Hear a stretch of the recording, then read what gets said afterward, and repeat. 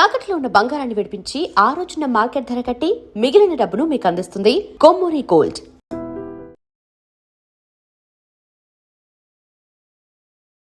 నమస్కారం, welcome to I dream. ధర్మ మార్గం విత్ విజిత కార్యక్రమానికి స్వాగతం.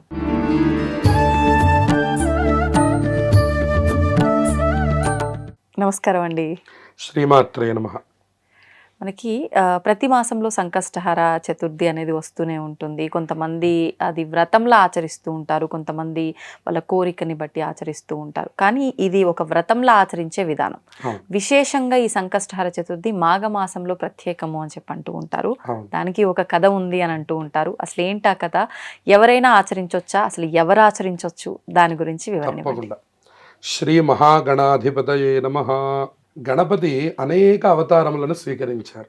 మనం కాశీ లాంటి క్షేత్రములు వెళ్ళినప్పుడు ఒక్కొక్క ప్రాకారానికి 8 చొప్పున 8,856 గణపతులు అక్కడ ఉన్నారని, అలాగే షోడశ గణపతులు అని, ఏకవింశతి మహాగణపతులు అని, ద్వాత్రింశత్ గణపతులు అని, ఇలా గణపతుల అవతారాల గురించి చాలా పురాణాలు చాలా విశేషంగా చెప్పుకుంటూ వస్తున్నాయి.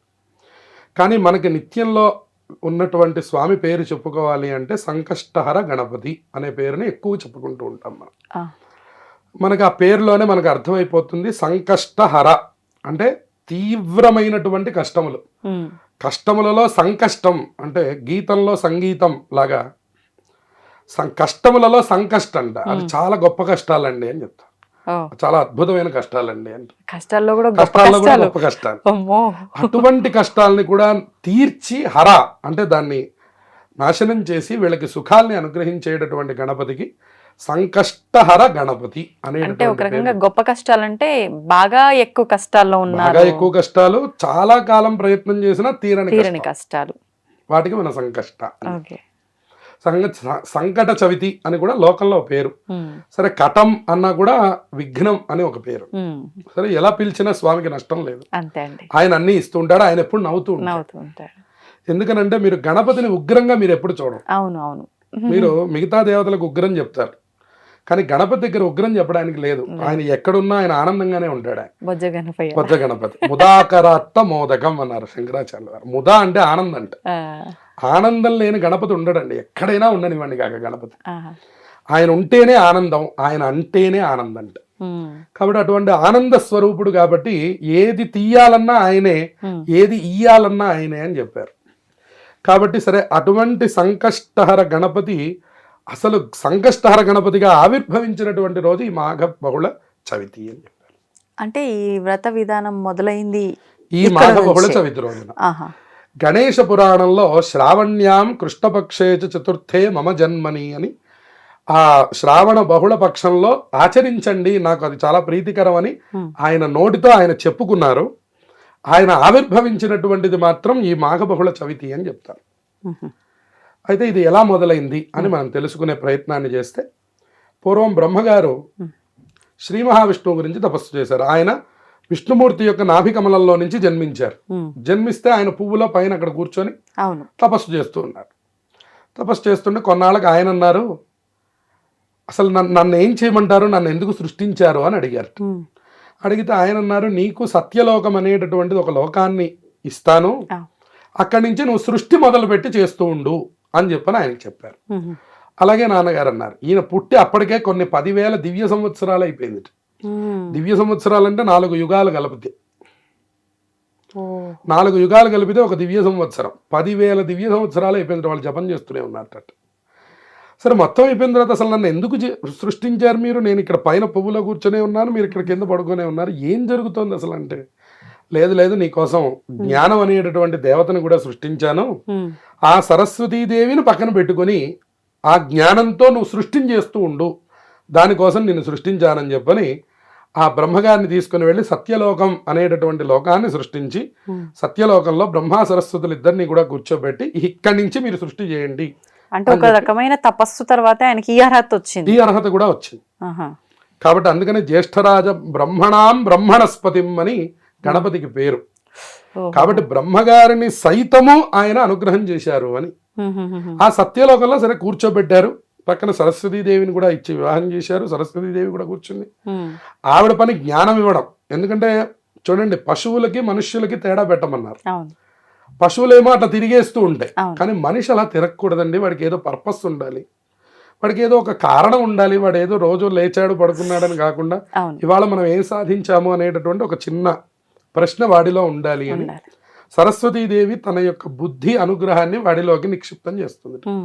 అప్పుడు మనం అందరం జ్ఞానవంతులుగా పుడతాం. ఒక్కొక్కడికి ఎక్కువ పెడుతుంది ఆవిడ.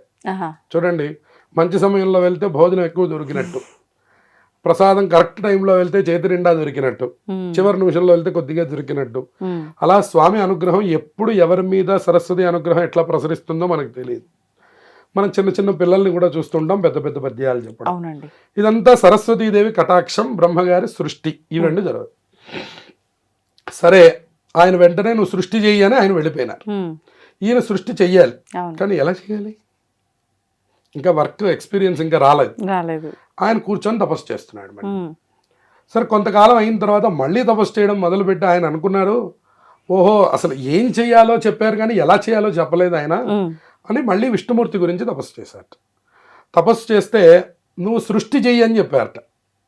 అంటే ముందర దింపి వెళ్ళారు కానీ ఏం చేయాలో చెప్పలేదు. ఒక తపస్సు తర్వాత నువ్వు సృష్టి చెయ్యి అని చెప్పారట. సృష్టి చెయ్యి అన్నారు కానీ అసలు ఎలా చేయాలో చెప్పలేదండి అని మళ్ళీ తపస్సు చేశారట. సరే, మళ్ళీ సృష్టి చేయడానికి ఎలా చేయాలో చెప్పారట. ఈయన సృష్టి చేయడానికి ప్రయత్నం చేస్తుంటే ఎన్నో రకాల ఆటంకాలు కలుగుతూ ఉన్నాయట. మళ్ళీ ఆటంకాలు కలుగుతున్నాయండి అని చెప్పడానికి అని చెప్పని వెళితే ఆయన ఒక మంత్రాన్ని ఉపదేశం చేశారట. ఆ మంత్రం ఏమిటి అంటే గనక ఒక వక్రతుండ మంత్రం అని చెప్పారట.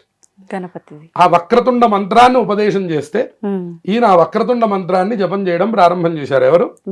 బ్రహ్మగారు.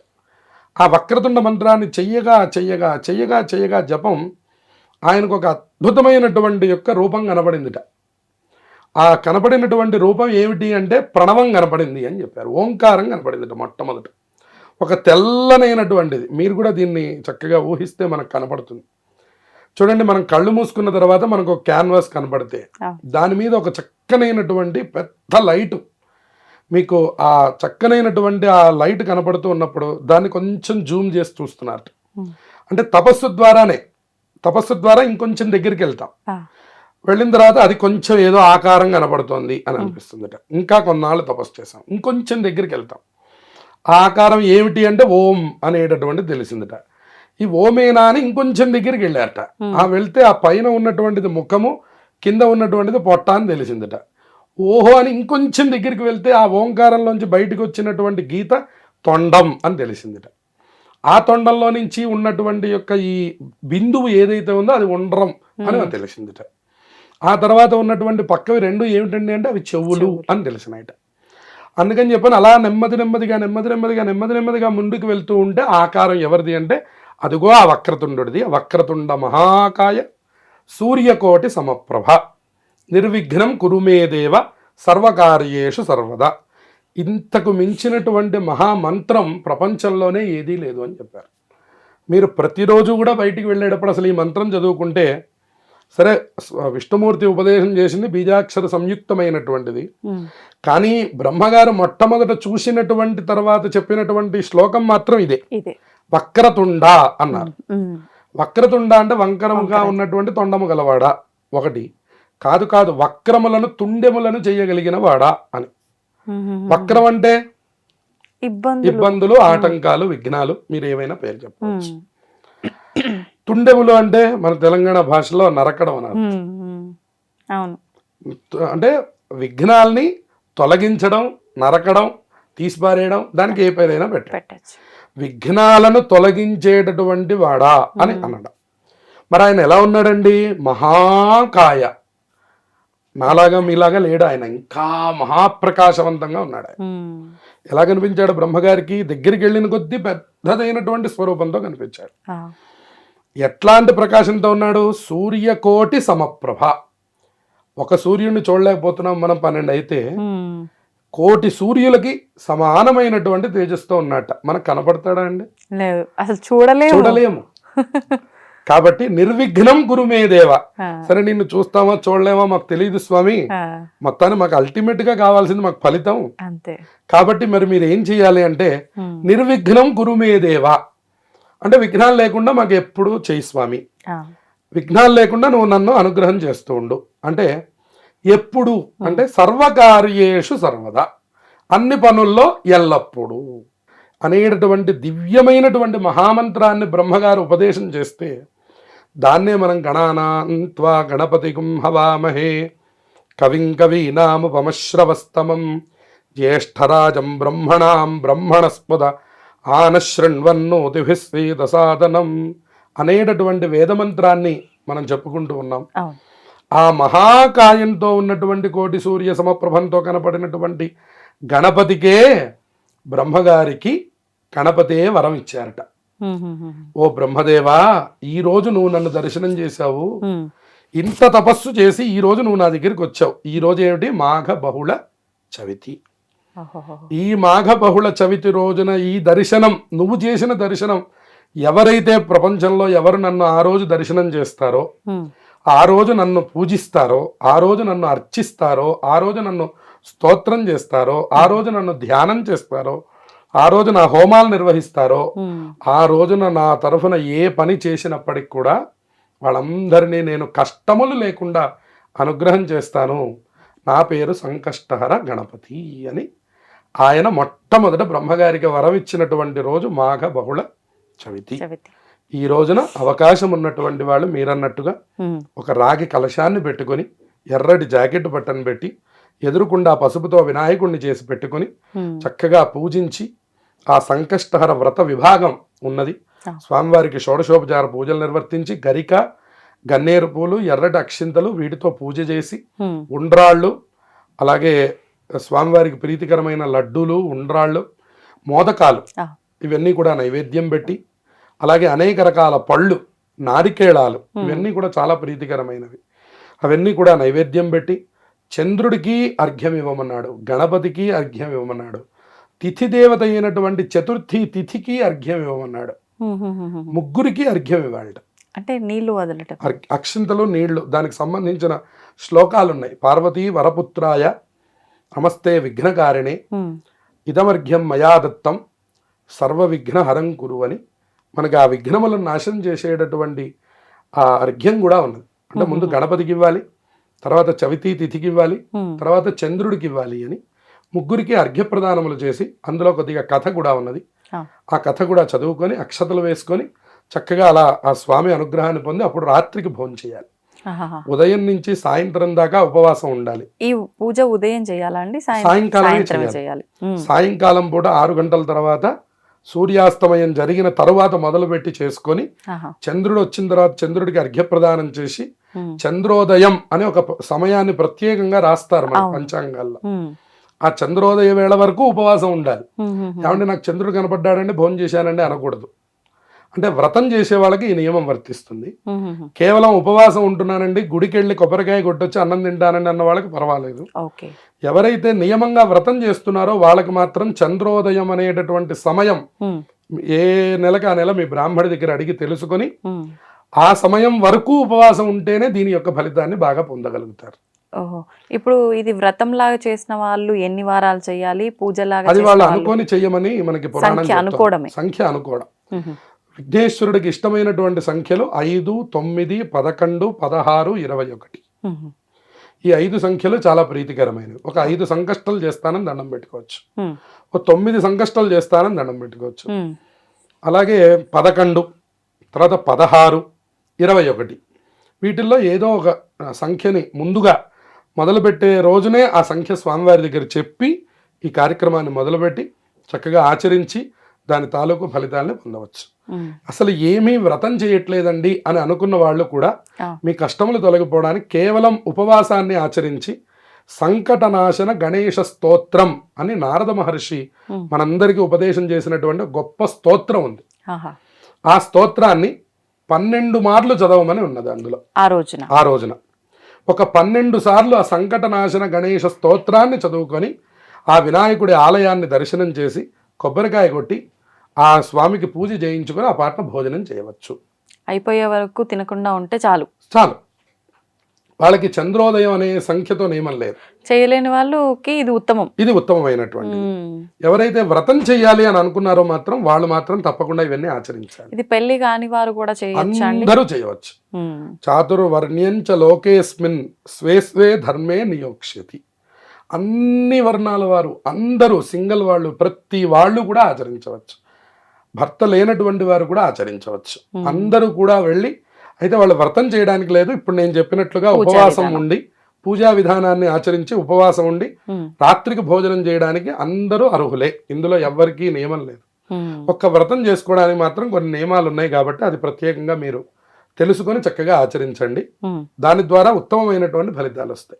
ఇప్పుడు వ్రతం ఆచరించే వారు మాత్రమే ఈ మాసం చూసుకొని మొదలు పెట్టాలా, లేకపోతే ఒకసారి 2 సార్లు చేయాలనుకున్న వాళ్ళు కూడా ఇది ఈ మాసంలోనే మొదలు పెట్టడం? ఈ మాసం అనేటటువంటిది ఎవరైనా సరే మొదలు పెట్టడానికి మంచిది. మిగిలినటువంటి వాళ్ళు ఆచరిస్తున్నటువంటి వాళ్ళకు కూడా ఈ మాసం చాలా విశేషమైనటువంటిది అని చెప్తున్నారు.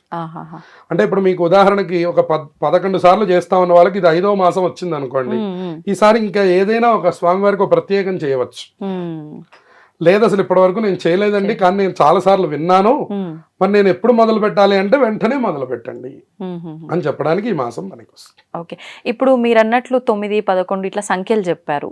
మరి మధ్యలో ఏదైనా మాసంలో అప్పుడు కుదరకపోతే అది వదిలిపెట్టి మరుసటివి కంటిన్యూ చేయొచ్చు. కానీ ఈ రోజున పూజలు ఇవన్నీ చేయకపోయినప్పటికీ ఉపవాసం వ్రతం అనేది, అంటే ఉపవాసం ఆచరించవచ్చా, ఆచరించాల్సిన అవసరం లేదా? చక్కగా ఆచరించవచ్చు. కేవలం నేను చెప్పినట్టుగా 12 సార్లు ఈ సంకటనాశన గణేశ స్తోత్రం చదువుకొని ఈ సాయంత్రం వరకు ఉపవాసం ఉండి గణపతి ఆలయానికి వెళ్ళి పూజ అర్చన జరిపించుకొని ఇంటికి వచ్చి భోజనం చేసేయవచ్చు.